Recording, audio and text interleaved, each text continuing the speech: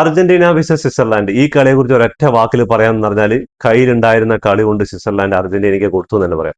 ഇപ്പൊ അവസാനം 2 മത്സരം അങ്ങനെ തന്നെ കേപ്പർഡേക്കെതിരെയുള്ള മത്സരം അതേപോലെ തന്നെ ഈജിപ്തിനെതിരെയുള്ള മത്സരം നോക്കി കഴിഞ്ഞാൽ നമുക്ക് മനസ്സിലാക്കാൻ പറ്റും. ആ 2 മത്സരവും അർജന്റീനയ്ക്ക് കൊണ്ട് കൊടുത്തു. അല്ലെങ്കിൽ അർജന്റീന അവർ പൊരുതി നേടി എന്ന് പറയാം. അവസാന മിനിറ്റുകളിൽ ഗംഭീര തിരിച്ചുവരൊക്കെ ആയിരുന്നു കംബാക്കുകളൊക്കെ. പക്ഷെ സ്വിറ്റ്സർലാൻഡ് എന്ന ഒരു ടീം ആ ഒരു എബോള എന്ന് പറയുന്ന ചങ്ങായി കാട്ടിയ ഒരൊറ്റ അബദ്ധം, ആ റെഡ് കാർഡ് ഇല്ലായിരുന്നെങ്കിൽ ഇന്ന് ചിലപ്പോൾ വിധി വേറെ തന്നെ ആയിരുന്നു തന്നെ. അർജന്റീന മറികടന്ന് സെമി ഫൈനലിലേക്ക് കയറാനുള്ള സ്വിറ്റ്സർലാൻഡിന്റെ നല്ലൊരു സുവർണ്ണ അവസരമാണ് അവർ തന്നെ കളഞ്ഞു കുടിച്ചത്. എന്താ പറഞ്ഞാല് പാരഡൈസിനെ ഫൗൾ ചെയ്തതിന് ആൾക്ക് ഒരു യെല്ലോ കാർഡ് ഇട്ടു. അപ്പൊ തിരിച്ച് പാരഡൈസിന് ഒരു യെല്ലോ കാർഡ് വാങ്ങിച്ചു കൊടുക്കുക എന്നുള്ള ഉദ്ദേശത്തിലാണ് ഈ ഒരു ഫൗള് അറ്റംപ്റ്റ് അഭിനയിച്ചത്. പോർച്ചുഗീസുകാരനായ റഫറി ആ ഒരു വാർ ചെക്ക് ചെയ്ത് അത് ക്ലിയർ ആയിട്ട് ഒരു ഡൈവാന്ന് മനസ്സിലാക്കി ആൾക്ക് യെല്ലോ കാർഡ് കൊടുക്കണം. 2 യെല്ലോ കാർഡ് കിട്ടി, റെഡ് കാർഡായിട്ട് ആള് കളിയിൽ നിന്ന് പുറത്താവുകയാണ്. 72-ാം മിനിറ്റ് ശേഷം 10 പേരുമായിട്ട് പൊരുതി കളിച്ച സ്വിറ്റ്സർലാൻഡ് അർജന്റീനയുടെ പോരാട്ട വീരത്തിന് മുന്നിൽ തല കുനിക്കേണ്ടി വന്നു. അവർ വേൾഡ് കപ്പിൽ നിന്ന് പുറത്തായി.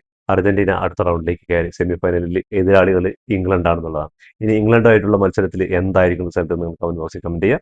ഈ വീഡിയോ ഇഷ്ടപ്പെട്ട യൂട്യൂബിലാണ് സബ്സ്ക്രൈബ് ചെയ്യാനും ഇൻസ്റ്റാഗ്രാം ഫേസ്ബുക്കിലാണ് ഫോളോ ചെയ്യാനും മറക്കരുത്.